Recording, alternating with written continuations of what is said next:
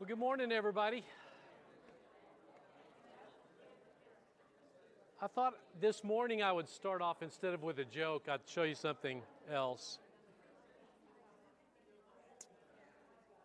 I got this in my email this week, and see if you can hear this.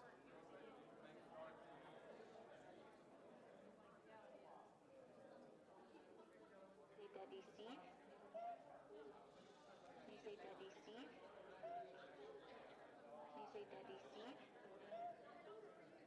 Can you say Daddy Steve? Can you say Daddy Steve? This is on repeat, by the way. Can you say Daddy Steve? So if you miss it the first time, you can hear it Can you say later. Daddy Steve? I'm just going to let that run until we kind of get quiet. Daddy Steve? Can you say Daddy Steve? So Audrey sent me this, Can you say Daddy and she's been trying to get Arthur, who's one year old, to say mama. Can you say Daddy Steve? The first thing, right here, he's saying one of the first things, Daddy Steve. Can you say Daddy Steve? That's me. Can you say Daddy Steve? Can you say Daddy Steve? So I can put it on repeat, and it just goes over and over and over. Isn't that cool? I thought y'all would be excited too. Okay, let's get started. See, they were real interested in the Daddy Steve thing. Okay, we've started this month talking about Jesus and the temple. And last week we saw where Jesus was actually in the temple at a 12-year-old boy. And that was pretty interesting, studying about that, seeing how he was when he was 12 years old. This week a lot's happening. We have the Colonia 89 mission trip that's going on right now. We have a lot of our people over in Mexico working for the Lord there. Men's breakfast is going to be July 19th, and the baptism class is going to be on the 20th, not last week. And so then the Enriquez baby shower, and they're pretty new here. So if you haven't met them, they're a young couple that they're going to have their first baby.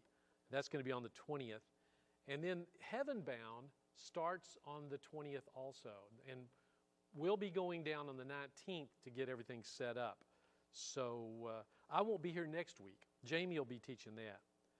So last week, boy, Jesus in the temple. This week we're going to talk about Jesus being the Lord of the Sabbath. How's Edmund before you get into the Lord of the Sabbath?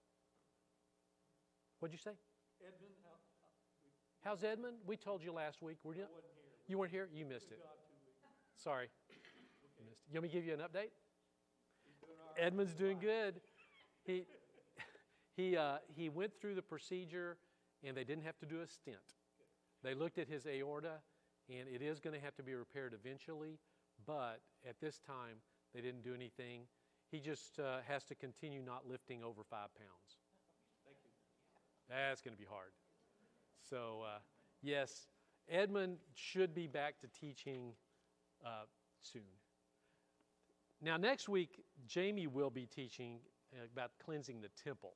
So that'll be interesting. Remember the Texas Blue Laws? How many of you went into a grocery store and tried to buy something and they couldn't get it? Well, now it's changed a little bit. They've taken a lot of the things that you couldn't buy before and you can buy them now, but there still are some things that in Texas you can't buy on Sunday. And that's called the blue law. And there's debate on why they called them blue laws. Sometimes some people say it was because it was first written on blue paper. There are other theories. I don't know why they're called blue laws, but they did restrict what was being sold on Sundays. And you can imagine that this came about because of us wanting to worship on Sundays. We didn't want people working on Sundays or being forced to work on Sundays. And so the Puritans, they were real strict about this. And they didn't want people forcing you to work on Sunday. They wanted you to have time to come to the worship service. And so that was real important. And in Texas, for a long time, those blue laws were in effect. And so Sunday was kind of a sacred time. It still is to us, isn't it? It's a time when we gather together and we think about what Jesus has done for us, and we worship God. Saturday used to be such a sacred time or it still is a sacred time for the Jewish people. They called it the Sabbath. So what we want to look at today is Jesus and the Sabbath. And in Matthew 12, we'll start there on verse 1. It starts off about that time. Jesus was walking through some grain fields on the Sabbath. Now, there's some controversy even starting right there because Jesus is walking through the grain fields. And this was supposed to be a day of rest. And so the day of rest meant that by their laws that they made up, that you couldn't walk further than it took to go from, Bethlehem to Mount Olivet. It was not very far, but it was meant so that you could get to the synagogue. It was meant so that you could walk that far, but no further. And so if you're walking further than that, well, you're really looking down upon it, and you're breaking some kind of rule that the Pharisees and the Sadducees and everybody is applying to their lives, and here you're breaking it? Well, so there's some controversy right there, but it gets worse.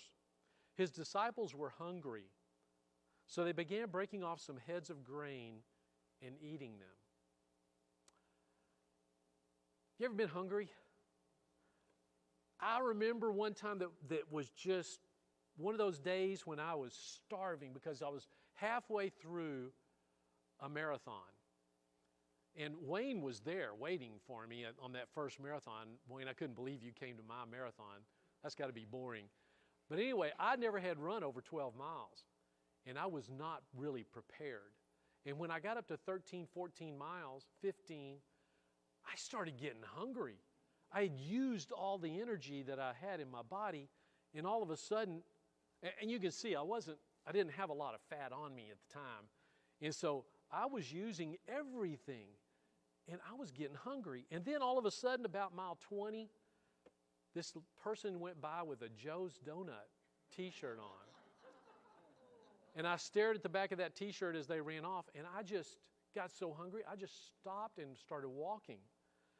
And somebody came up to me that had already finished, and they had that towel wrapped, that blanket, that silver blanket sometimes they would give us, wrapped around them, and they're walking back around White Rock Lake, and they said, hey guy, if you run the rest of the way, you will beat 5 hours.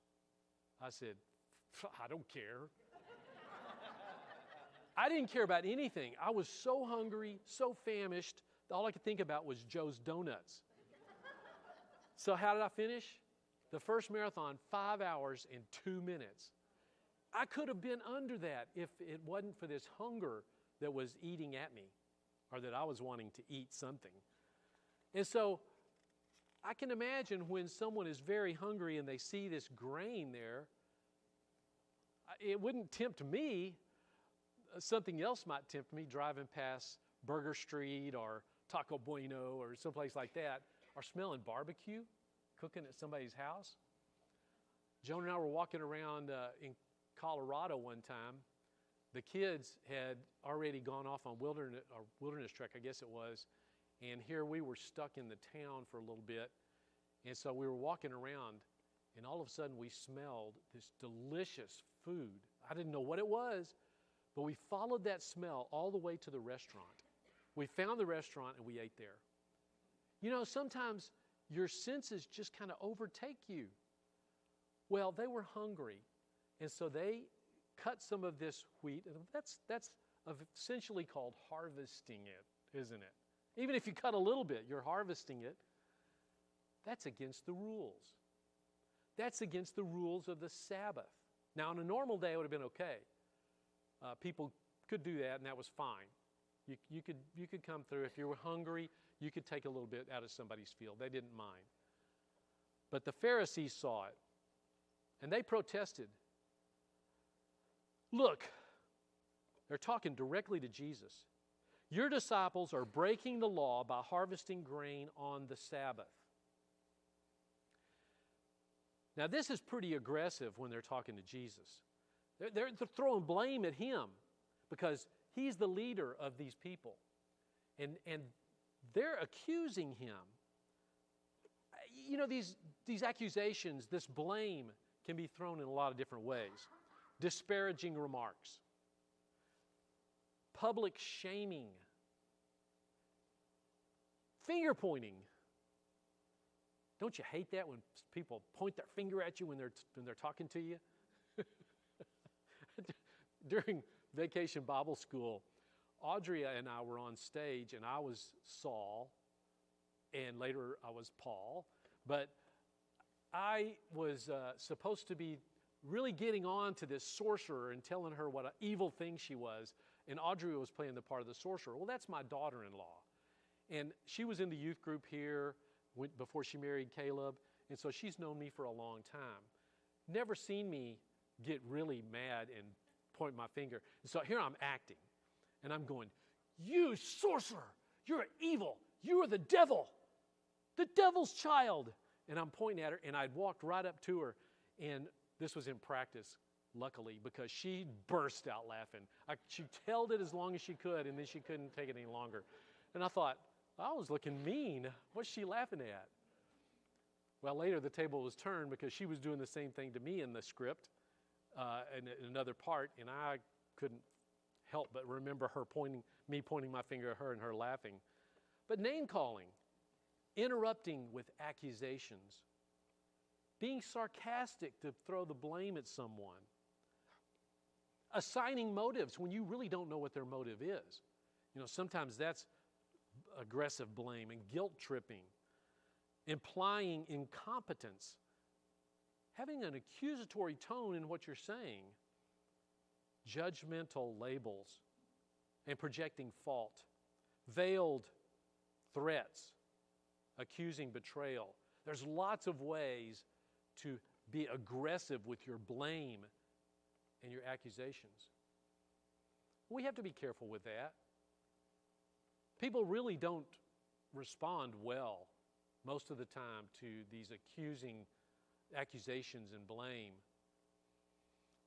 And so, you know, you want to be careful with that. Well, this was particularly accusatory by these guys because they believed in Shabbat. They believed in the Sabbath.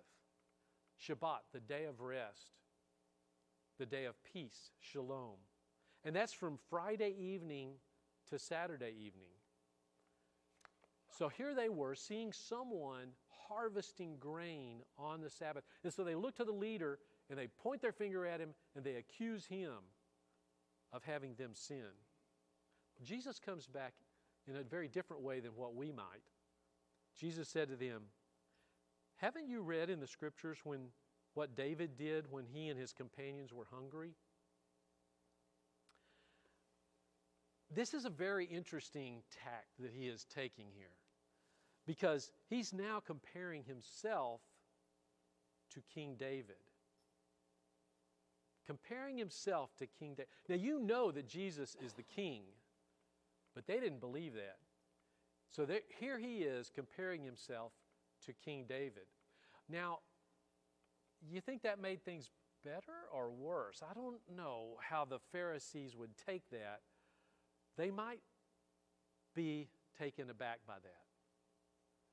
And he went on to say, he went into the house of God, that's David, and he and his companions broke the law by eating the sacred loaves of bread that only the priests were allowed to eat. Okay, this sacred bread was in the inner parts of the sanctuary, the temple. And so he had gone in and taken that and shared that with his men because they were hungry. And Jesus is comparing himself here. In fact, underneath what he's saying, he is asserting his kingly authority in this comparison. So Jesus is higher than King David.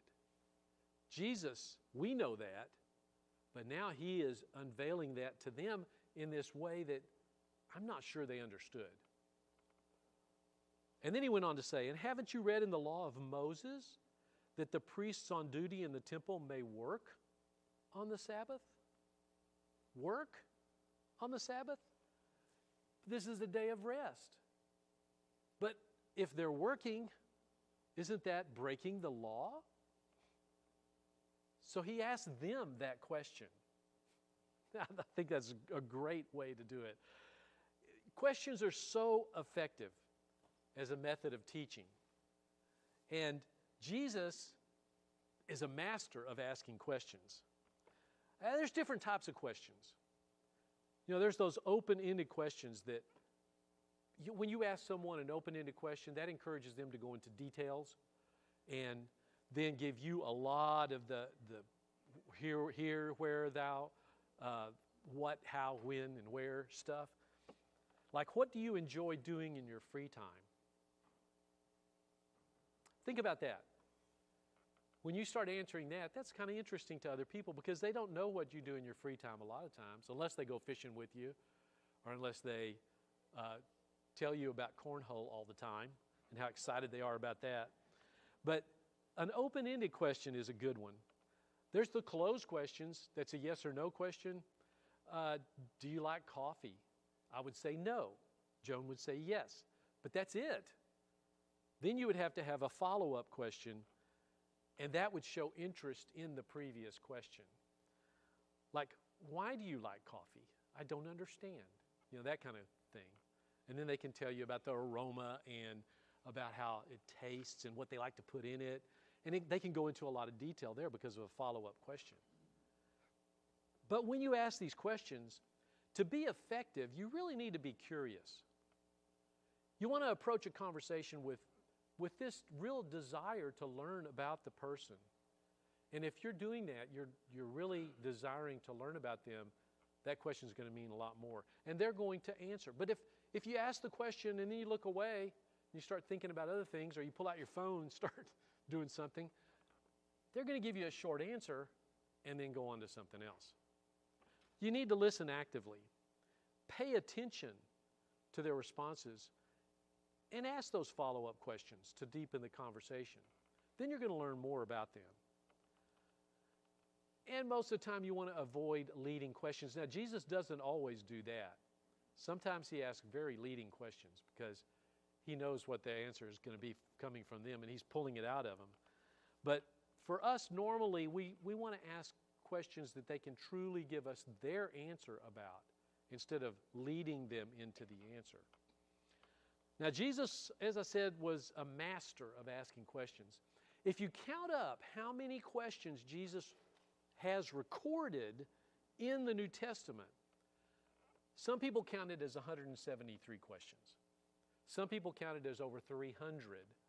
That's because sometimes he would ask two questions at once. For instance, I just pulled 4 of the 173 that I saw listed just to show you an example.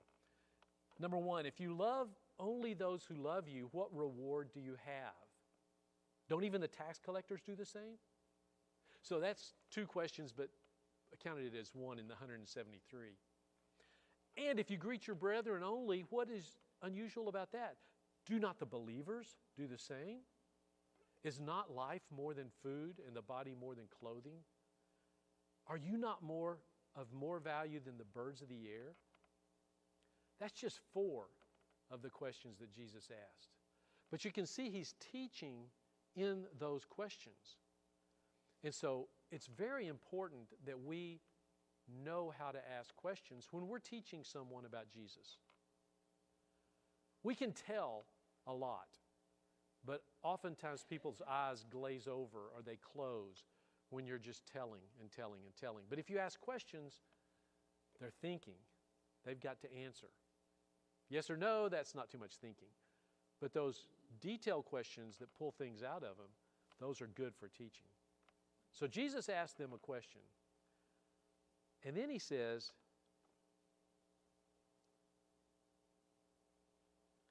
I tell you, there is one here who is even greater than the temple. How do you think that went over? Jesus is greater than the temple. They worship in the temple. They have rebuilt the temple. It's been destroyed and they've rebuilt it. And now he's saying, there is one here, and he's talking about himself, who is greater than the temple. This is probably earth-shaking to them. And it was also earth-shaking to the woman at the well. Remember when he met the woman at the well? He was going through Samaria, and he met the Samaritan woman, and she was so concerned. She said, your people worship at the temple, and they won't allow us there. Where are we supposed to worship? We worship on this hill. And Jesus gave her something that caused her joy. He said, yet a time is coming and has now come when the true worshipers will worship the Father in the Spirit and in truth, for they are the kind of worshipers the Father seeks. He was telling her about the way worship is going to take place, not in the temple, but in our hearts. And it made her overjoyed. Now, I don't think the Pharisees were overjoyed at what he said. Jesus continues in Matthew 12:7. He says, but you would have not condemned my innocent disciples if you knew the meaning of this scripture. And he quotes Hosea. And he says, I want you to show mercy, not other sacrifices. And you know, Hosea is such a beautiful book where Hosea has mercy on this woman that he marries who had a terrible background. And he married her and forgave her, and God forgave her. And it was an analogy of Israel and God having mercy on Israel and forgiving Israel.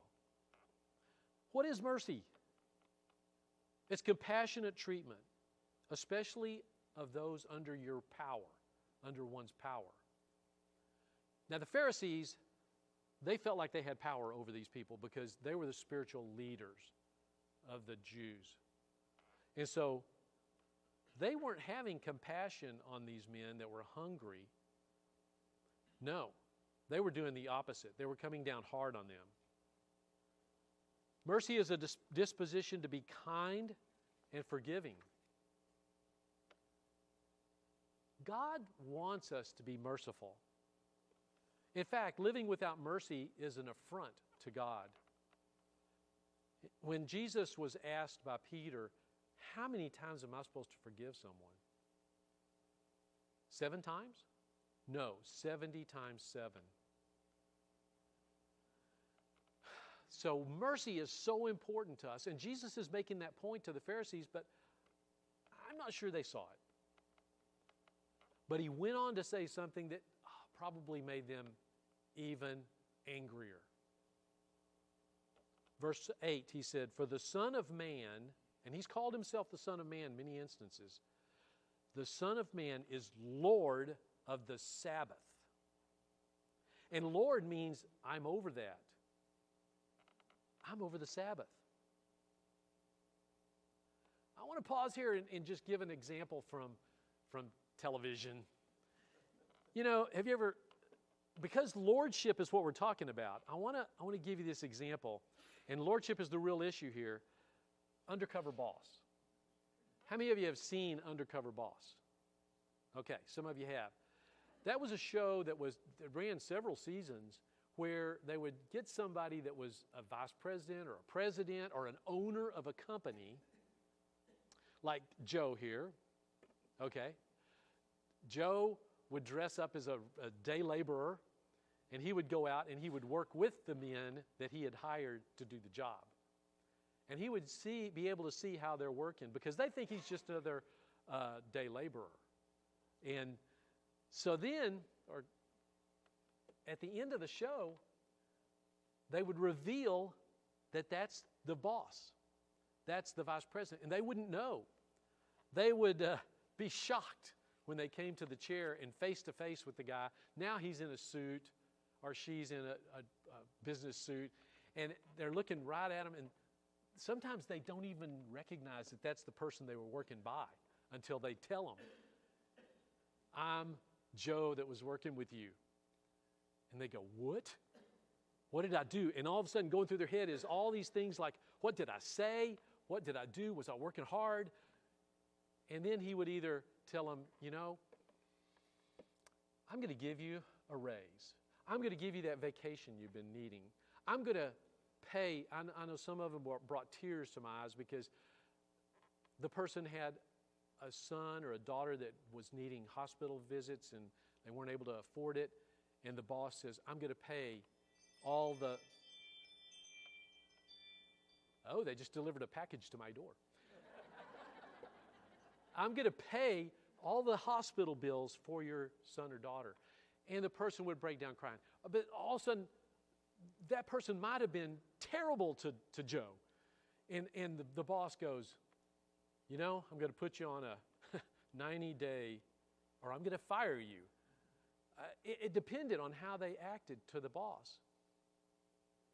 You know, I don't think the Pharisees understood who they were talking to. That Jesus was Lord even over creation. That he was there creating the worlds.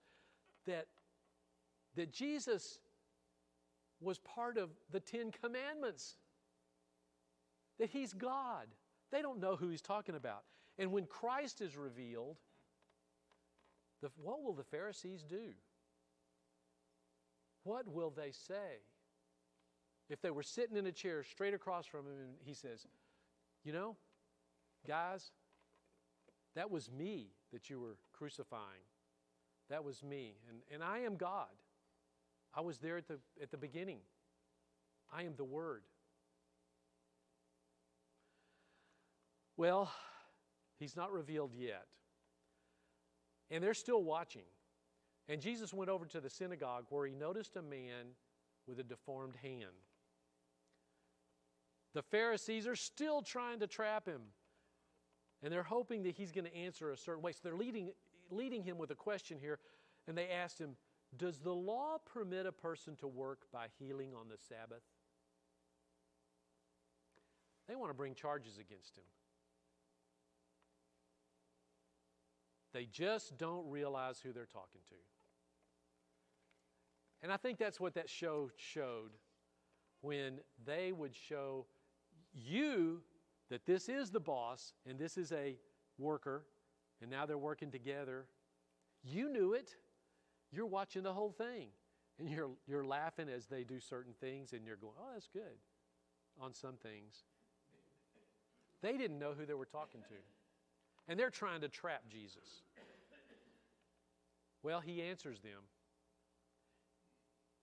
Guess what he does? He answers them with a question.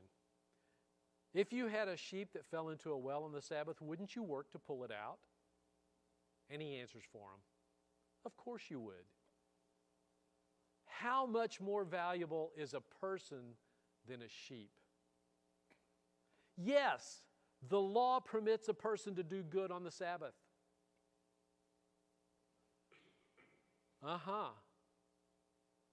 Now, if they knew who they were talking to, if they knew he was the I am, if they knew he's the one that can make the laws, if they knew he's the one that's going to punish those who don't obey the laws, they delivered another package. Wow.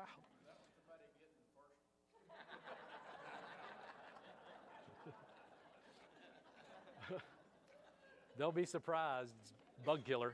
Okay, so he answers the question, and he answers it with an affirmative yes. That's Jesus. That's God. That's the I am. Answering that question affirmatively. It's okay. But they still don't know who they're talking to. Then he said to the man, hold out your hand.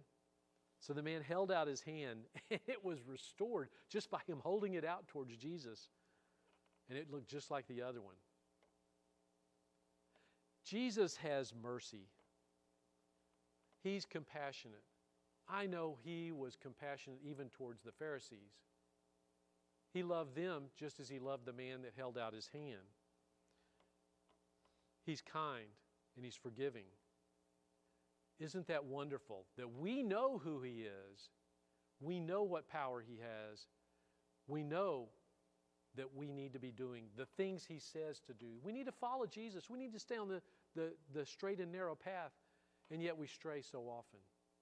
But we also understand that he is compassionate and that he has mercy. But he also wants us to be compassionate and have mercy. So the challenge I have for you this week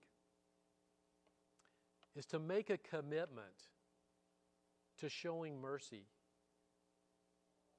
Showing mercy to many different people, not just your brothers and sisters, although you do need to show mercy and compassion to them, but also to the other people that you run into. Be merciful.